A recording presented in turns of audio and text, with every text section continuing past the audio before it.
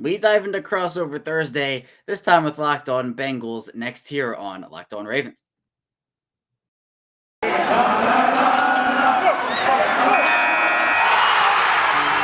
You are Locked On Ravens, your daily Baltimore Ravens podcast, part of the Locked On Podcast Network, your team every day.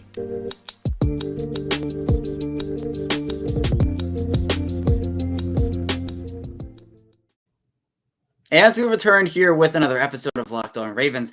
I'm your host, Kevin Oestreicher of Ravens Wire, and we are here diving into more Baltimore Ravens talk here on this Thursday on December 23rd. We're 2 days off of Christmas, so wishing a very happy holidays, early happy holidays to everybody out there. And for the Ravens, they enter a pivotal Week 16 matchup with the Cincinnati Bengals. Both teams stand at 8-6, but the Bengals currently in first place in the AFC North, while the Ravens at number 8 in the AFC, completely out of the playoff picture if the playoffs were to start today. And here on this crossover Thursday, as we do during the year, we'll talk with James Rapien and Jake Liscow of Locked On Bengals as we dive into both teams. Talk about the injury situation, COVID situation, what the teams could do differently, a bunch of different things relating to this big matchup. We'll do that in the second and third segments. In the first segment, I do want to talk a bit about the COVID situation for this Ravens team and, just who is out, what is going on, because obviously there's just so much to talk about. And, there's a lot of implications for it, whether it be is the game going to be postponed or the Ravens going to have enough players, et cetera, et cetera. So we'll talk about all that in the first segment. Also a bit about the Ravens Wednesday injury report. So let's dive into all of that here. Before we do that, though, be sure to follow us on Apple Podcasts, Google Podcasts, Spotify in audio form. And also be sure if you're following along with us here on YouTube to like the video, subscribe to the channel. Our first goal is 1,000 subscribers on YouTube. We're just over 430 at the moment right now. So, anybody who subscribes, I greatly appreciate it. And anybody who has already subscribed to the channel, I greatly appreciate it. And, our content comes out Monday through Friday, 6 a.m. Eastern time, every Monday through Friday, of course. And also be sure to follow me on Twitter at CashRecord34 and the Locked On Ravens Twitter account at Locked On Ravens. So let's dive into this very interesting bit of news here with the Ravens COVID situation. The hits keep on coming, whether it's injuries, COVID, other absences. It's been a lot this year. You almost can't put it into words. The Ravens placed 5 more players on the reserve COVID-19 list yesterday. In defensive tackle Justin Madubuike, you have inside linebackers Chris Board and Kristen Welch. You have practice squad offensive tackle David Sharp, and also you have safety Geno Stone. So look, those players are key contributors, or at least they have had to be key contributors, all of them, really, because there are so many different shuffling moves that have happened this year, because you have guys playing out of position. You have guys playing 5 rungs up on the depth chart. It's just all these different things now. So you have David Sharp, who played really good snaps against the Packers in Week 15. You have Geno Stone, who played a ton against Green Bay. You have Welch and Board, who have been special teams contributors and played a bit at inside linebacker themselves. And Madubuike, who has been really good. He hasn't put up the huge box score stats, but he's still been good this year. So those are 5 new players. Baltimore had a total of 13 healthy players participate in practice on Wednesday. That's not enough. It's not enough to field an NFL team. And those, active roster players, those were the 13 guys. But it's not just the active roster that's being affected. You have guys testing onto the COVID list on the practice squad. So it's not like the Ravens can say, we're going to call up our entire practice squad, because those guys are also testing positive. So, in terms of will there be a postponement, I'm not sure. It's going to come down to if anybody tests positive today or tomorrow or even Saturday.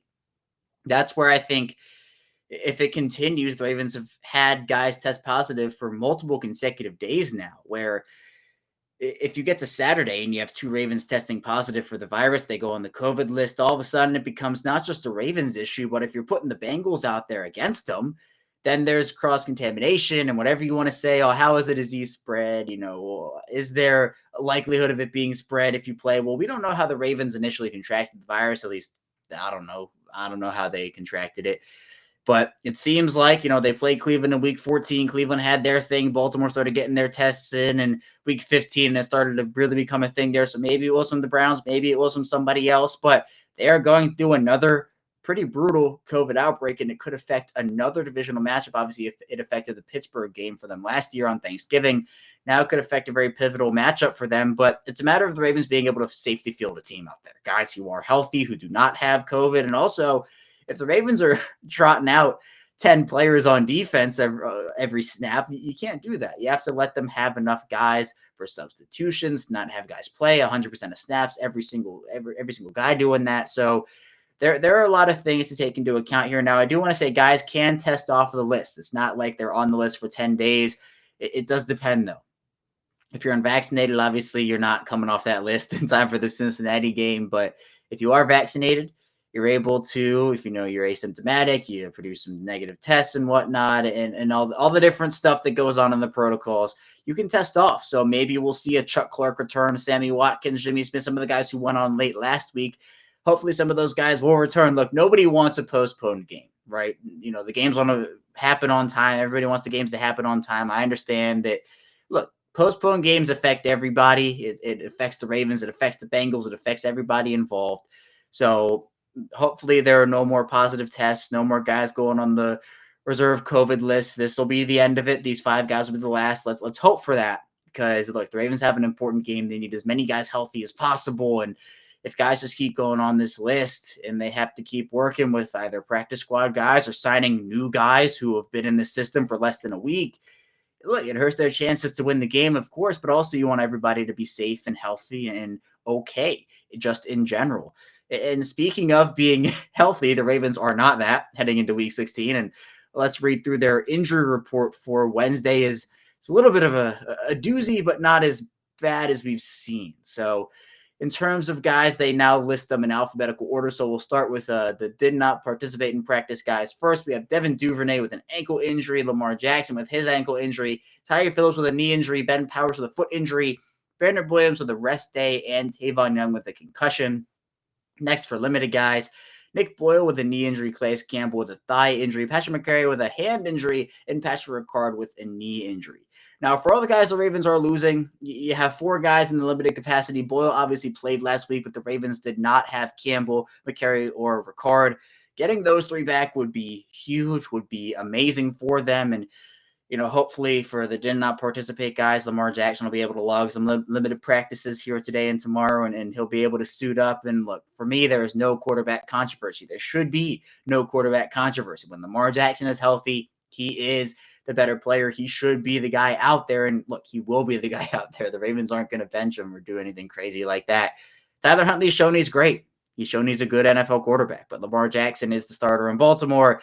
It's how it should be, and that's not changing. But the Ravens have to feel confident with how Huntley has played over the past couple of weeks. So, you know, as I've talked about before on this show, Baltimore has some weighing to do in terms of just how healthy Lamar Jackson is, if they want to risk that re-injury at 90% or 95% if he's there, or if he's 75%. I mean, at that point, I don't know if I'm risking it. I mean, obviously, even Jackson at 75% I think is better than Huntley is. But at the same time, if Jackson is limited in any capacity, you're hurting your chances on the field because he can't do what you need him and want him to do. And also the risk for injury, it is very real. So there's a ton going on with this team right now. Practice squad signings, workouts, just roster shuffling galore as we've seen throughout the course of this 2021 season.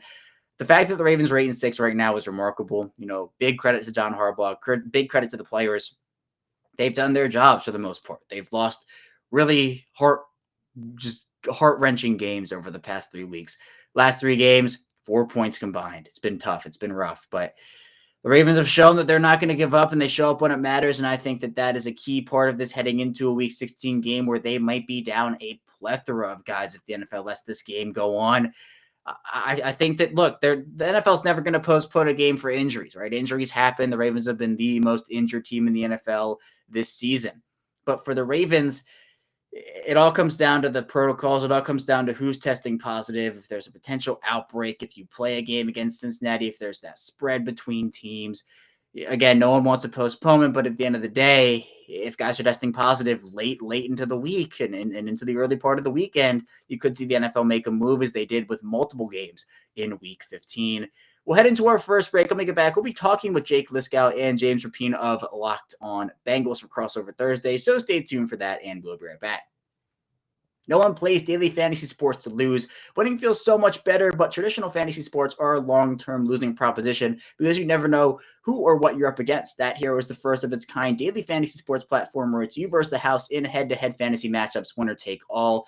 And the crazy part is Stat Hero shows you their lineups before you play, and you handpick the team you want to face one-on-one. This never-before-seen innovation of fantasy sports and sports betting hybrid is Stat Hero players clocking odds that are over 4 times better. Why? Because you don't have to compete against thousands of experts or unknowns. Stat Hero puts you in control of your fate. With Stat Hero, you're in control of the stakes. You decide how much you're going to play for, and Stat Hero has no choice but to take it because they're daring you to beat them. Stat Hero head-to-head is what daily fantasy should be, one-on-one. Sign up for free right now at stathero.com/lockedon. Use promo code LOCKEDON for 100% deposit match. That's stathero.com/lockedon. Use a promo code Locked On for a 100% match. StatHero.com/lockedon. Promo code Locked On. Terms and conditions apply.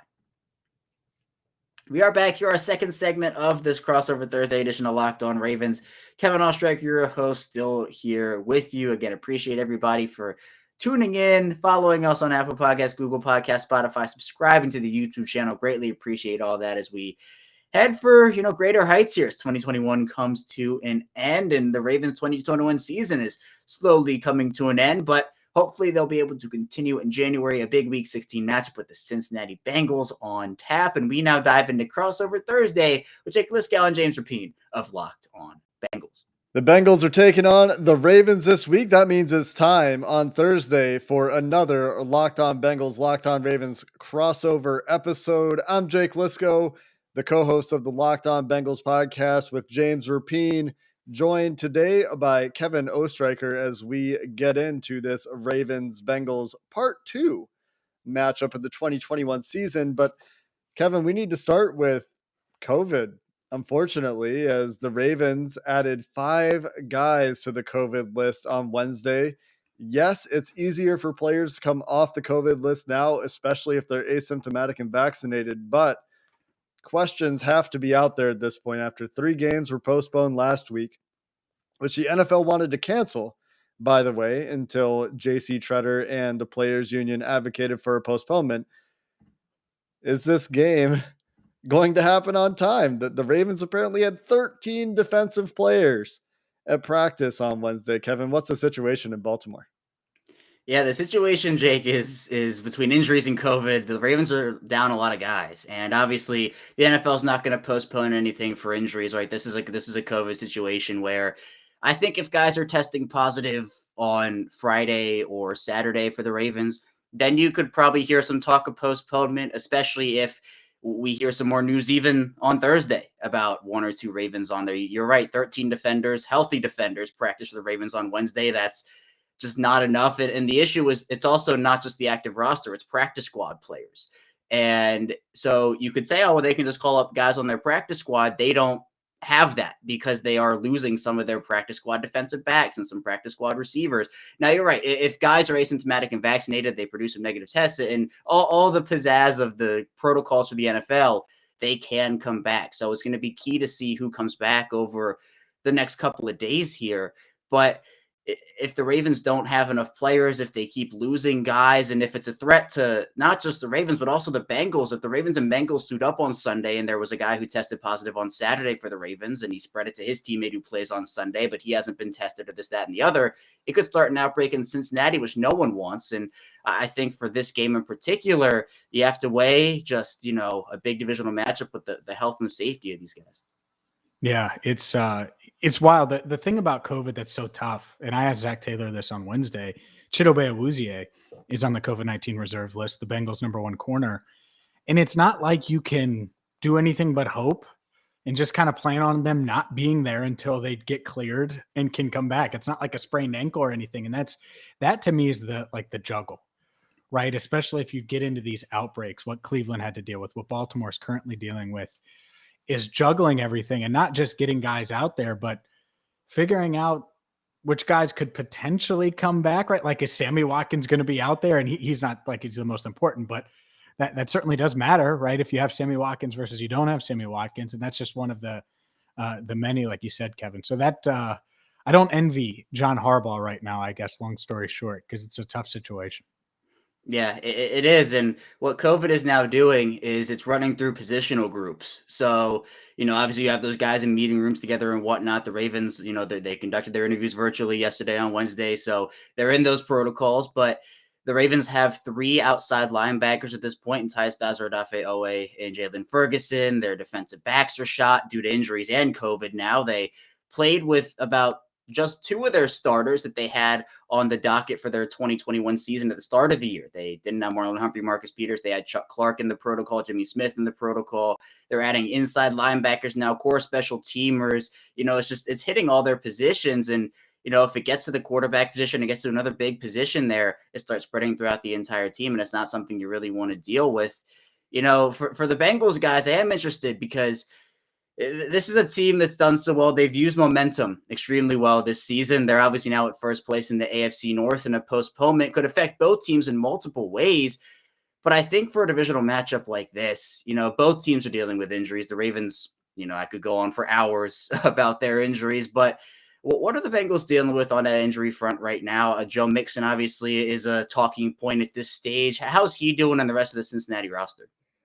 I don't think it's anything approaching the severity that Baltimore is dealing with. The big ones, I think, as James mentioned, Chidobe Awuzie on the COVID list, and that is truly a toss-up. But Trey Waynes did just come off of IR, so one of the two guys they were expecting to start for them at corner is currently available, and I don't know if Trey Waynes would be a starter if Cheeto were healthy because of, I can't believe I'm saying this, the play of Eli Apple, the midseason acquisition on the other side, as he's started to exceed expectations a little bit. But outside of that, the other big one is Riley Reef, the right tackle.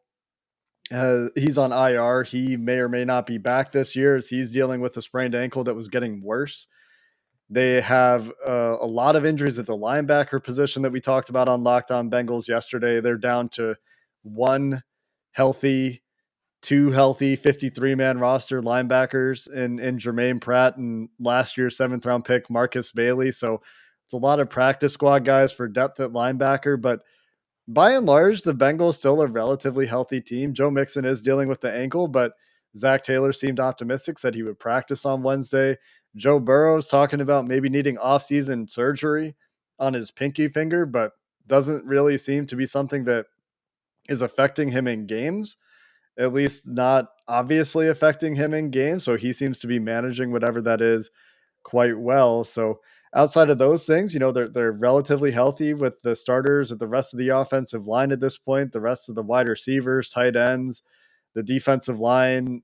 Trey Hendrickson had the back scare a couple weeks ago. He's back and seems to be in playing shape. The safeties are relatively healthy. So all things considered, I would say, unless I'm missing something, James, that you heard about today on Wednesday, I would say the Bengals relatively healthy right now in this game. And I think that the big question beyond COVID comes to quarterback, and Lamar Jackson still not practicing on Wednesday. And, there's apparently some talk on the internet about Lamar Jackson not being the best talk about the Ravens. We're going to rise above. We're not going to engage with that chatter. But is Lamar Jackson going to be healthy for this game? It sounded like there was some optimism, and then he didn't practice on Wednesday. Yeah, well, I know the Ravens certainly hope so. And he did not practice on Wednesday. You're correct there, Jake. And, the Ravens feel confident in their quarterback situation, regardless of who is out there. Obviously, Lamar Jackson is the better player. He is the starter in Baltimore. There's no quarterback controversy, regardless of what we've seen on the internet over these past couple days here. But it's nice to know that if Jackson isn't able to go, if he's at, 60%, 75%, and the Ravens say, you know what, it's not worth the risk of re-injury, then Huntley has proven over these past couple weeks and in week 11 against Chicago that he's someone who can lead this team to victory, can keep them in games. He's improved each and every week. He has a similar skill set to Lamar Jackson. So the Ravens offense doesn't have to change dramatically for him. He's struggled a bit with deep ball accuracy. He's had receivers open and he's overshot them or underthrown them at times as well. So he's no perfect player. He's still very young. But I still think if Jackson is at 80%, he's obviously the better player. And I think that the Ravens, like, that skill is what they need. But at the same time, the Ravens saw a situation in week 1 with Ronnie Stanley, where Stanley was brought back from the ankle injury that he suffered in middle of the year in 2020, really gruesome injury. and he just did not look right at all. He clearly was not 100%. The Ravens put him in there. There are two things that happen when you put a guy back out there that's not 100% healthy. One, the product on the field just is not good enough to the point where it hurts the team on the field, whether it be contributing to a loss or negative plays or whatnot. And two, the risk for injury is real. And now Stanley is done for the season, and he will have played one game in the last year and a half by the time 2022 rolls around. So the Ravens are going to play it cautious. They've done that all season with their players. If Jackson plays, he gives the Ravens the better chance to win. But the key caveat there, it's if he is healthy for this Ravens team. And I think it's big because the mood in Baltimore right now, after 3 straight losses, they've lost their last 3 games by a combined 4 points. They're out of the playoffs completely now. If they started today, they were in the AFC North lead. Now they dropped down to number 8 and out of that playoff picture. So the mood in Baltimore is getting a little shaky right now. People they want Lamar Jackson back because they know he's the better player. At least most of them do. And I know I'm one of those people, but I'm interested to hear, guys, what's the mood in Cincinnati right now? You catapult up to back in first place in the AFC North. This team is exceeding expectations this year. Joe Burrow's looking good. Jamar Chase obviously seems to be the right pick there in that 2021 draft. What's the mood like in Cincinnati right now as they head into a very pivotal matchup against these Baltimore Ravens? I'm going to answer Kevin's question about the mood here in the Queen City. But first, I got to tell you about On Location, because Super Bowl 56 at SoFi is less than 100 days away. And On Location is the official hospitality partner of the NFL. It's the only place to score a once-in-a-lifetime Super Bowl ticket and experience package. You can select your exact seats. Choose from elite experiences featuring an exclusive pregame celebration with NFL legends, 5-star LA hotels, and food by the great Wolfgang Puck. Visit onlocationexp.com/SB56 for more information, or search Super Bowl On Location. It's onlocationexp.com/SB56 or search Super Bowl On Location. And I'm going to tell you a bit about BetOnline. They have you covered this holiday season. They have more props, odds, and lines than ever before as football continues its march through the college bowl season and the pro football playoffs. BetOnline store means your number one spot for all the sports action this season. You can head to the website or use a mobile device to sign up today and receive your 50% welcome bonus on your first deposit. Just use our promo code LOCKEDON to receive that bonus. From basketball, football, NHL, boxing, and UFC, right to your favorite Vegas casino games. Don't wait to take advantage of all the amazing offers available for the 2021 season. BetOnline is the fastest and easiest way to bet on all your favorite sports. So don't wait to take advantage of all the amazing new offers. BetOnline, where the game starts.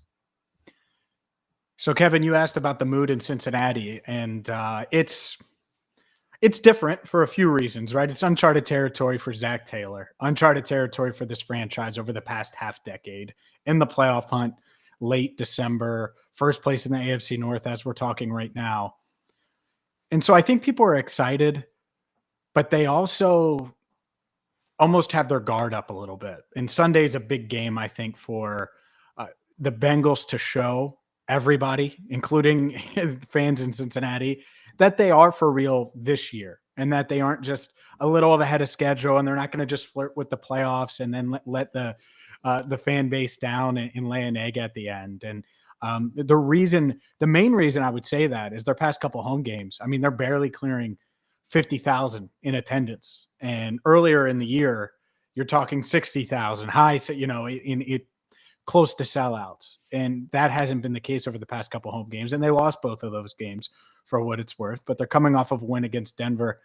And so I think people are excited-ish, cautiously optimistic, but not enough to where they fully bought in that this team is going to make a playoff run. And you mentioned it, Jamar Chase, Joe Burrow, I think they have the talent to do so, but they've been so up and down, win 2, then lose to the Jets, and then get blown out by the Browns.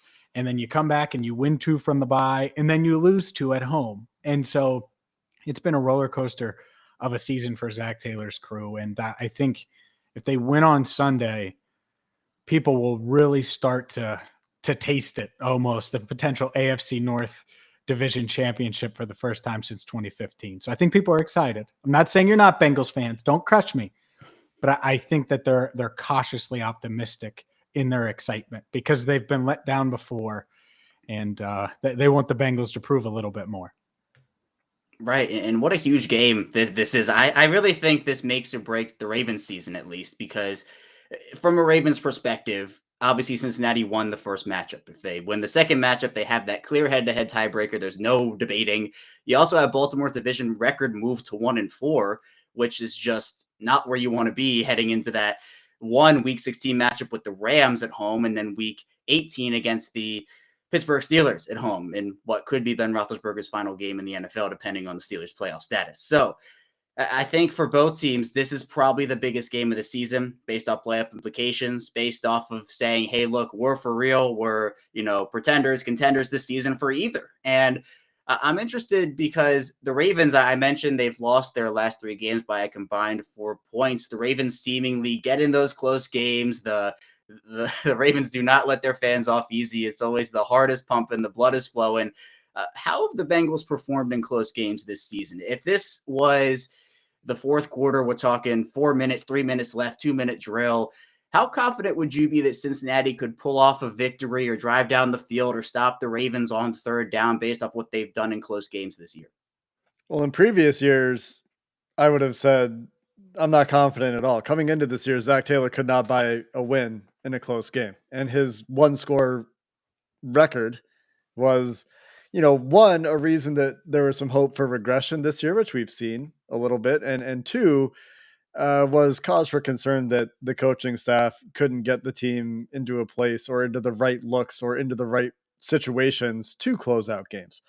More confident probably in the offense and the defense. Joe Burrow's been playing excellent football in the last few weeks and isn't really putting the ball in danger lately. They had a couple of turnovers that really killed them against San Francisco a couple weeks ago. Those both came in the punt return game. And Joe Burrow did end up putting the ball on the ground on a sack, but you're probably not in that situation if you can just catch punts.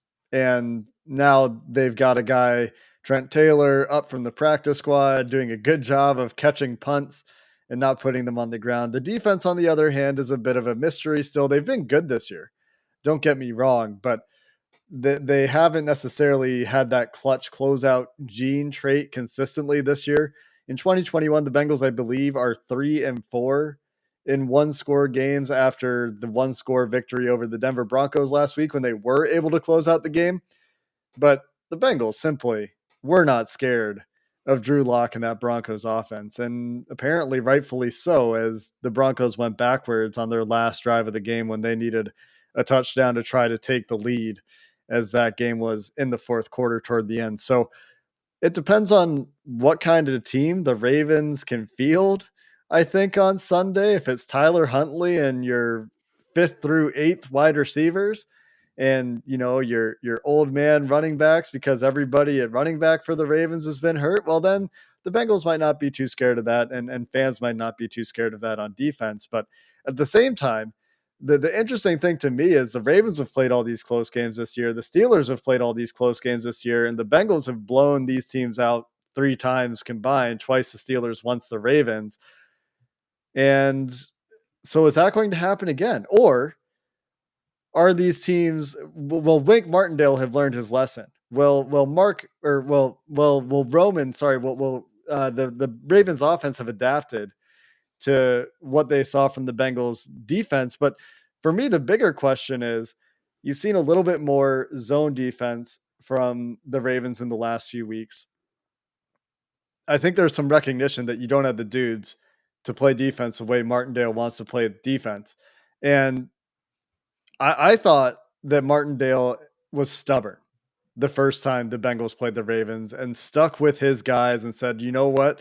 They're not going to keep beating us. They're not going to keep beating us. And then his guys just kept getting beat and Burrow kept punishing the blitz. Now, there's another interesting split that's Joe Burrow hasn't been as good against the blitz in the last few weeks as he was at the beginning of the season. What do you think we're going to get from this Ravens defense, assuming the game isn't postponed and there's like a reasonable return for some random amount of players? Is there going to be an adaptation from Wink Martindale in the defensive game plan from the Ravens?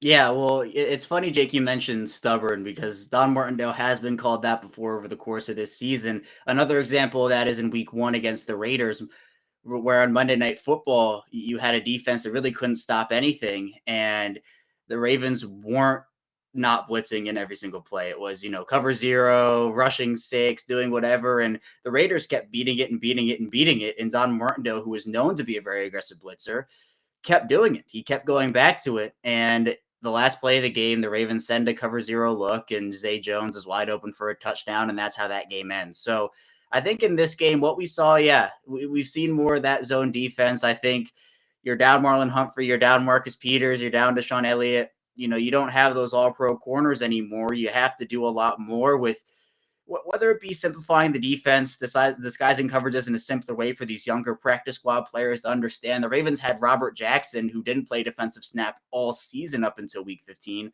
on Devontae Adams for half the game. And that's not a matchup you want. So the Ravens were literally putting two guys on him in those really interesting and unique coverages where, Aaron Rodgers said after the game, that's the ultimate level of respect. So maybe the Ravens go back to what Jamar Chase based off what he did to them in week 7. But I think, the Ravens, I think, remember that game in week 7. They understand that, look, they got embarrassed at home by a Cincinnati team that, the Ravens had gotten the better of over the past couple of seasons. And I think a lot of Ravens fans overlooked them and said, the Ravens beat down Joe Burrow Ryan Finley the other time twice last season, and it'll be a cakewalk. The Bengals have retooled their defense. The defense has been surprisingly good this year. I've been very impressed. I thought Mike Hilton, again, one of my favorite slots in the league, a tremendous addition for them. But the Ravens defense is going to have to figure out, one, how to make the Bengals one-dimensional and stop Joe Mixon. Mixon had a couple of big runs late in that game that really sealed the deal. If they can stop Mixon early, focus some of their resources on the pass game, the Ravens' rush defense has been very good. But it's a matter of being able to stop the Bengals run game, focus resources on Jamar Chase. In terms of blitzing Joe Burrow, I think they will try it, but if it's not working, I think you have to kind of back off a little bit. And that's something where we've seen Don Martindale do it. We've also seen him not do it. But against Aaron Rodgers, the Ravens were literally dropping everybody. They were rushing 3, rushing 4. And guys were still getting wide open because the Ravens are just so shot at cornerback right now. It's tough to really gauge who will be out there this week. But at the end of the day, look, the Bengals are a talented offense. They have the pieces to move the football down the field time and time again against the depleted Ravens defense. It hasn't been good against the pass all season. This isn't just a injury thing. They haven't been good all year, and you can date it back to Marcus Peters being lost. But the Ravens defense will have to throw some different looks at Joe Burrow, try to confuse a young quarterback because, look, the first time Burrow absolutely got the better of the Ravens defense. Do you think they're going to treat Jamar that way? Because the past month, let's say, it's been the T. Higgins show, and then last week was the Tyler Boyd show. And that's the part of it is I think these defenses, especially after that Baltimore game, round 1, where Jamar just goes off. I think NFL defenses are like, all right, that's fine. We're going to throw all these resources at Jamar, but the past month, he hasn't been the most productive wide receiver on this team in any of the games. And it's been these other guys. Not that he hasn't produced, but not to that level. Are they going to throw it at Jamar? Are they going to try, maybe you try to take away T or Boyd, or what do you think it's still going to be? Let's try to take away number 1. Well, I think they're definitely going to try to throw at least more at Jamar Chase than they did in week 7. But I think with this Bengals team, you have to respect those other weapons. Tyler Boyd, T. Higgins, even CJ Uzoma, who torched the Ravens defense in week 7. So they have a lot of guys who can make things happen for them. And I don't know if they're going to necessarily put 2 defenders on Chase the whole game, but what we saw with Devontae Adams was they said, all right, we're going to cover Devontae Adams. We're going to shut him down as best we can. You beat us somewhere else. And Marquez Valdes-Scantling had a big game, and Alan Lazard made his catches. So maybe it's the same thing with the Bengals where the Ravens say, we're going to try to shut down Jamar Chase, put the resources there. And if T. Higgins and Tyler Boyd are the guys to beat us, then those are the guys to beat us. And I think that's really interesting just because you have to respect all the offensive firepower the Bengals have accumulated over the years. And that's where I think this team really has to decide who are we going to stop, who are we going to put one-on-one, and who's going to be the guy that we're going to say, all right, Cincinnati beat us with this guy. But this is a huge matchup, guys. One that, again, as I said, can define either team's season. Do you think that, assuming they play on Sunday, early predictions of who you think comes out on top in this one? Is it Cincinnati? Is it Baltimore? Who do you think it is? I'll say this, James, because I know you're our predictions guy. The Ravens are so beat down and so injury ravaged in this game. it just doesn't even feel like the Ravens team. Like they're wearing the same jerseys, they got the same coaches, some of the players are the same, but I mean, the Bengals are looking at playing a shadow of Baltimore's roster that somehow managed to stay in games. And so that's a part that is interesting to me, is that despite how depleted the Ravens have been, you can't overlook it because they've been staying scrappy and in these games until late. Yeah, that's the part of it that's tough, because I think on paper you'd say, all right, beat up Ravens team, Lamar at less than 100%, or Tyler Huntley as well as he's played. You probably take Burrow and company, but they just went blow for blow with Aaron Rodgers in the Green Bay Packers. And I know that was at home and that changes things a little bit, but does it really? Like, I think that was, they showed me a lot there. So this is going to be a really tough game. I think it's encouraging that Mixon was able to practice Wednesday. I was kind of surprised by that. But that's a big piece of it too. So I probably lean Bengals as of now, but that could change. Maybe Lamar Jackson gets some treatment on that ankle and is 100%, because he's a freak when he's out there. I know that. And if he's out there, I think that this game could be a toss-up if he's healthy, of course. Kevin, Right, what do you yeah. think? It's so many. Well, one, it'll be interesting to see who's actually out there for the Ravens on Sunday or whatever day if the game is postponed. Hopefully, we're not looking at that though. For the Ravens, they've shown up when it matters. This matters. I'm gonna say Ravens. I've said it all week, but it really is a 50-50 game where if the Ravens are down to their eighth cornerback, if they're trotting us three out there on Sunday, like, you know, who's gonna be playing for them? Because if they can get Chuck, I'm Clark available, back, by and the Joe Smith, way. yeah, I am too. You know, we can go I'll out jump there. ship. I'll wear Ravens right now if they pay me a game check. Sorry, Please Locked do. On Bengals listeners. No. I'm ready to go. You're doing us a favor. The Locked On Bengals family here, James. Go try to man up Jamar Chase, please. I'd love it. There are plenty of positions. There's nothing I can't do with Built Bars. There's nothing. Just eat three of those and you're set. You know, there are plenty of positions to pick from. You could even double. You could go offense and defense. You could even do both. So I'm going to say Ravens in a close, like literally 1 point victory. Final score, I don't know. But the reason I'm picking them is because they've showed up when it matters. And that's why I'm going with Baltimore. Although, again, hopefully we get a game on Sunday. That's the key part. Yeah. All I want for Christmas. Sorry, James. Yeah. No, you're good. I would give them the advantage. Like, if you go advantages, they get the advantage special teams wise. They have the advantage coaching wise still, even though, you know, the Bengals are in a good. So that alone, late December, that coaching staff's been there, done that. Justin Tucker, been there, done that. Great punter. Got a shot. All I want for Christmas is an on-time Bengals-Ravens game. We'll see if we'll get one. Thanks for listening to the Locked On Bengals, Locked On Ravens crossover part 2. We'll look forward to summarizing these games after they happen on Sunday. We'll be back tomorrow on both Locked On Bengals and Locked On Ravens for our final episode before this second AFC North tilt, as the fate of the division hangs in the balance. Thanks for listening to the Locked On Bengals, Locked On Ravens crossover.